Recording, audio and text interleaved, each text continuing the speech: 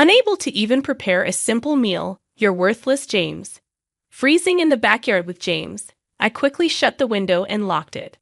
Frantically, I ran to the window, pleading, "Please open it."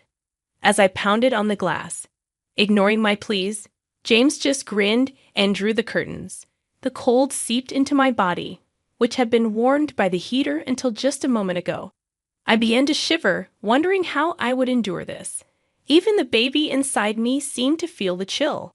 As I teetered on the edge of passing out from the intense cold and shock, a savior extended a hand, asking, "Are you okay?" The next day, returning home with him, I found James freezing naked in the yard. Liam stepped forward and addressed James with a cold gaze. "That's what you get for not being able to cook properly. Freeze outside." Shivering in the yard, James couldn't even muster a proper reply. "I'll call an ambulance out of the goodness of my heart," Liam declared. Turning to me, he asked, "Emily, anything you want to say to him before it arrives?" Nodding in response, I took a step closer to James.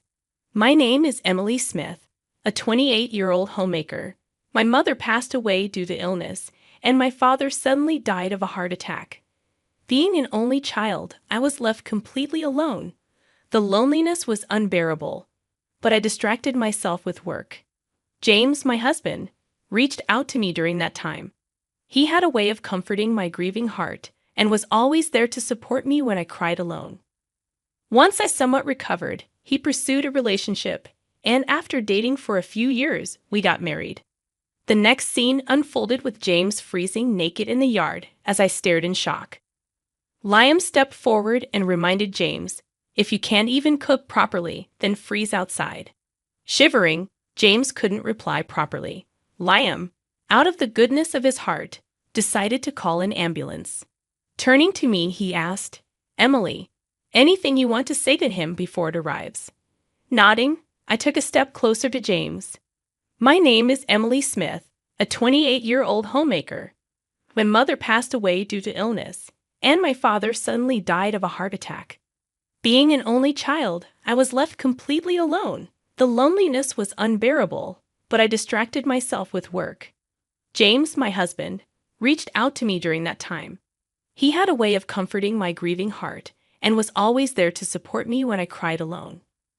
Once I somewhat recovered, he pursued a relationship, and after dating for a few years, we got married. After our wedding, I started living with James's family. I got along well with my mother-in-law, and we went out for meals together once a week. My father-in-law, who loved to cook, and I also bonded in the kitchen several times. Despite Liam, my brother-in-law, working from home and staying in his room often, we didn't talk much. However, I took an interest in his work, and he explained it to me in detail, helping us get along. A few years after getting married, I became pregnant with James's child, and due to severe morning sickness, I decided to quit my job. This decision wasn't solely mine. I discussed it thoroughly with James's family. Both James and Liam's earnings were enough for us to live on, and I had savings. Besides, my father-in-law worked, and my mother-in-law had a part-time job. Quitting my job doesn't seem to be a problem. Lately, though, James has been complaining about it. He was actually present during our discussions, and at that time, he was the first to suggest that I should quit, labeling me as a freeloader without a job, acting all high and mighty. However, I countered his remarks, pointing out that he should have spoken up during our discussions if he had any complaints. Instead of complaining, he should take care of his own responsibilities, especially since my parents-in-law agreed with my decision. James feels isolated because Liam and he don't get along very well, and Liam never takes James' side. James complains even more when we're alone, insisting that just because my family likes me doesn't mean I should get too cocky. Despite our disagreements, I've always been a competitive person, but once the morning sickness kicked in during pregnancy, I lost the energy to argue. Pregnant women seem to have it easy, not having to work and no one complaining. However, James, my husband, has been voicing his dissatisfaction with my decision to quit. He complains about me being a freeloader without a job, acting high and mighty. Despite being present during our discussions, he never spoke up. I always strive to prove him wrong, but lately, the energy to argue has waned with the onset of morning sickness. James feels isolated as Liam, my brother-in-law, doesn't get along with him, and my in-laws side with me. Even when James complains, Liam immediately comes to my aid, reporting to his parents. James, unhappy with the situation, complains even more when we're alone, accusing me of getting too cocky just because my family likes me. Despite our disagreements, I trusted that James would eventually change, but as he started coming home late, citing overtime, my concerns grew. I wasn't sure if James's claims of being busy with work were true. Even on his days off, he'd say he got called in or needed to stay at the office. Sometimes he didn't return home at all. The suspicion of James cheating on me grew, and his parents shared the same concerns. We attempted to gather evidence together, but catching him in the act proved challenging. He seemed to be constantly at the office, and there was no sign of any particular woman. Uncertain about the situation, I asked one of the junior employees, but she claimed there was nothing unusual. Meanwhile, my severe morning sickness made it impossible for me to handle household chores. Fortunately, my father-in-law took care of the cooking, and my mother-in-law managed other chores. Liam also pitched in, ensuring everything ran smoothly. During this time, James criticized me for lying around all day, not doing any housework despite being a homemaker. His parents, witnessing his behavior, scolded him. However, James, having seen his parents doing the housework, woke me up in the middle of the night just to express his discontent.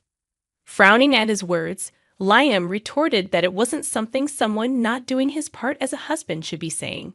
The argument between the brothers escalated, and just before it turned physical, their parents intervened to stop them. After hearing the situation, they scolded James and told him to do whatever he wanted. In response, James left without answering. His parents apologized to me on his behalf, and the matter was settled there. James' attitude had been deteriorating, and I felt a growing need to address the situation.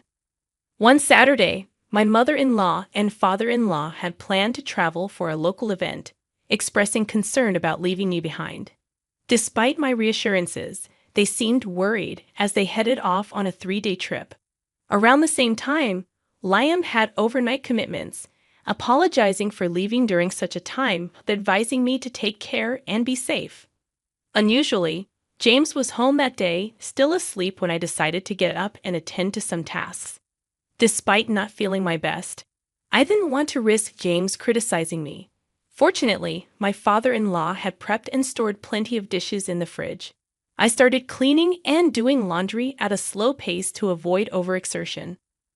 When James finally woke up close to noon, he demanded breakfast with a grumpy look on his face. Rolling my eyes, I pulled some leftovers from the fridge. His comment about me being a homemaker who couldn't even cook irked me. I couldn't understand why he would say such things, especially considering I was carrying his child. Unable to contain my frustration, I retorted that my current job was to take care of our baby, and adult care had been put on the back burner. Before I could process James's shouted response, the door flung open with a bang, revealing Liam. Clearly having heard the shouting from outside, he shot James a disapproving look.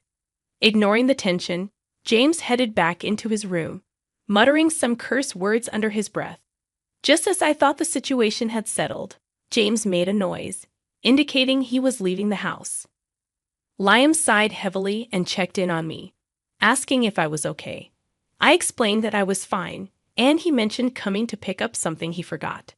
As he looked at me with a worried expression, the concern in his eyes was palpable. I chuckled, noticing how much Liam resembled his mother, and encouraged him to go on his way. Liam hesitated before finally leaving. As he departed, I couldn't help but wonder where the James I first met had gone. Divorce seemed like a looming possibility, but I still harbored a desire to remain a family with my in-laws. Feeling suddenly exhausted, I decided to lie down, and as I closed my eyes, I drifted into a deep sleep. Emily, time to wake up. My eyes fluttered open as I met James's gaze, giving me a wry smile. I must have dozed off completely. Anticipating an earful from James, I braced myself, but he surprised me with a gentle tone. "I'd let you sleep, but it's already evening." My eyes widened in shock as he continued. "I've prepared dinner, so when you're up, come join me." With that, he left the room, and I couldn't help but wonder if he had covered me with a blanket. Heading to the kitchen, I found my father-in-law's dishes already warmed up and ready to eat. "I'm sorry, Emily," James apologized. "When I heard we were having a child, I was ecstatic, but then I felt so overwhelmed, and I took it out on you. This is my way of saying sorry."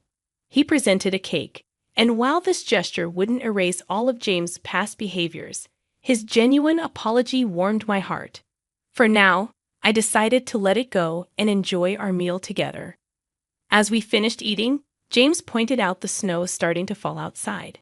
"Hey, look, it's starting to snow." His childlike excitement was contagious, and I chuckled as we headed towards the porch to take a closer look. The white snow falling against the night backdrop was indeed beautiful. Coming from an area where it rarely snowed, this scene felt fresh to me. Without thinking, I moved closer to the window. "Let's open the window," James suggested. "No, it's going to be cold," I replied. "Just put on a jacket, and you'll be fine."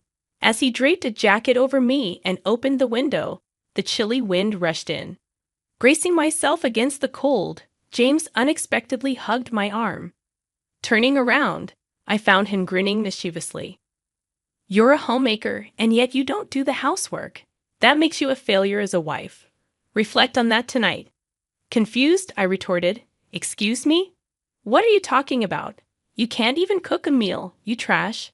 "Go freeze in the backyard with that, James."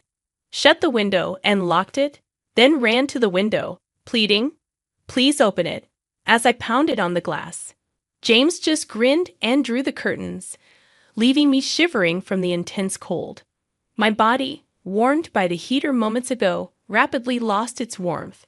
Panicking, I felt on the verge of passing out from the shock when a savior extended a hand to me, asking if I was okay. Liam, who had been worried about James, arrived earlier than planned and immediately put me in his car. "Why are you out here at this time of night?" Liam asked as he drove.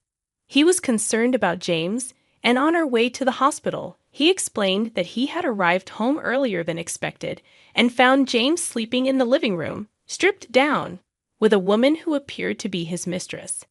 Liam, burning with rage, threw James out of the house in his birthday suit, having discovered that James had brought his mistress home, thinking we wouldn't be around. Arriving at the hospital, Liam arranged for a hotel for us to stay while I was being examined. Fortunately, both my baby and I were fine. Liam left to take care of other matters, and the next day, he dropped me off at home. In the yard, I found James freezing naked. Liam confronted him, reminding him of his previous words about freezing outside if he couldn't cook properly. Shivering in the yard, James couldn't even reply properly. "I'll call an ambulance out of the goodness of my heart," Liam declared. Turning to me, he asked if I wanted to say anything to James before it arrived. Nodding in response, I took a step closer to James and expressed my anger. "It's because of you that our baby was almost in grave danger. I will never forgive you. Just you wait." James was taken to the hospital, and later, Liam informed me about the events of the previous night. Liam, burning with rage, had found evidence of James' infidelity, forcibly sent the mistress back to her place, and informed her family about everything. The revelation that she had a family as well added another layer to the complexity of the situation. The confrontation with the mistress lasted all night, and by the time her family was informed, dawn was approaching. Liam took a short nap in the car and then came to pick me up, sharing how he had spoken to my parents and that they were returning home that day. He stayed by my side until they returned, providing a comforting presence. Expressing my gratitude, I assured him that everything would be okay now. Liam, with a gentle smile, said, "Nah, I just did what had to be done."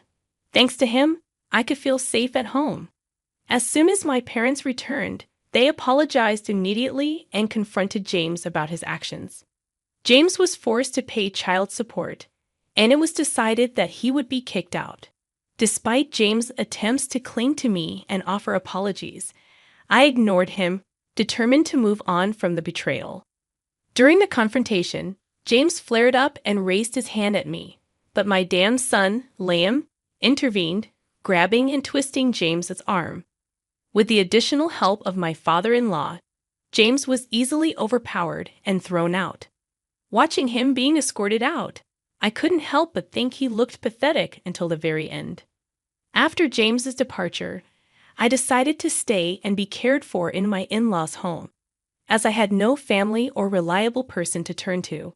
Grateful for their support, I chose to remain in their warm and welcoming environment. Liam, who had returned, surprised me with his strength, revealing that he used to participate in combat sports. His strength and good looks caught my mother-in-law's attention, leading to some playful banter. From then on, I decided to stay and be cared for in my in-laws' home, as I had no family or reliable person to turn to.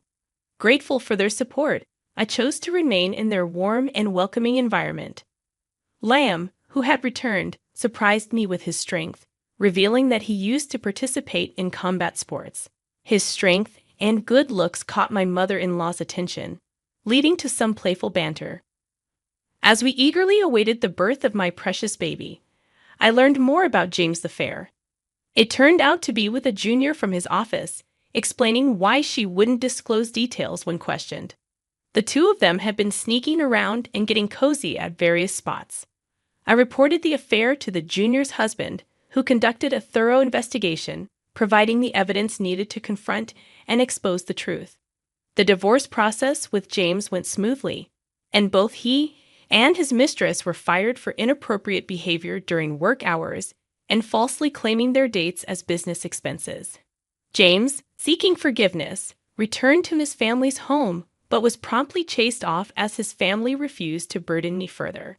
During this time, I found myself drawn to Liam, who had been reliable and supportive throughout the ordeal. Liam, grateful for the help, expressed his feelings for me, admitting that he had hidden them due to his role as my brother's wife. I appreciated his honesty, but I explained that I wasn't looking for a relationship at the moment. However, I told him that if he could wait a little, I would be open to responding to his feelings. Surprisingly, Liam had harbored feelings for me for quite some time, appreciating that I listened to him when others did not. He looked down, confessing his emotions, and I found myself doing the same. To my surprise, he was willing to wait and be patient, beaming with a radiant smile. Our conversation was fully witnessed by Liam's parents, who joined in the joyous celebration. Dinner turned into a feast, and it was revealed that Liam finally had a girlfriend. His overjoyed mother teased him, and Liam blushed deeply. We laughed and exchanged glances, enjoying the light-hearted atmosphere. I eventually gave birth to a beautiful daughter, and Liam continued to be a supportive and involved father. His parents and my daughter provided additional support, allowing me to raise her with peace of mind. 100 days after finalizing my divorce with James, Liam proposed, expressing his desire to be her father. We eventually married, and Liam wholeheartedly embraced his role as a loving dad. James, on the other hand, paid back the embezzled money and went missing after allegedly borrowing from shady individuals. Regardless, my in-laws were thrilled with their granddaughter, showing no concern about James. Years later, I happily remarried Liam, and our family expanded with the anticipation of a second child. As I carry our second child in my belly, our daughter is excited about becoming a big sister.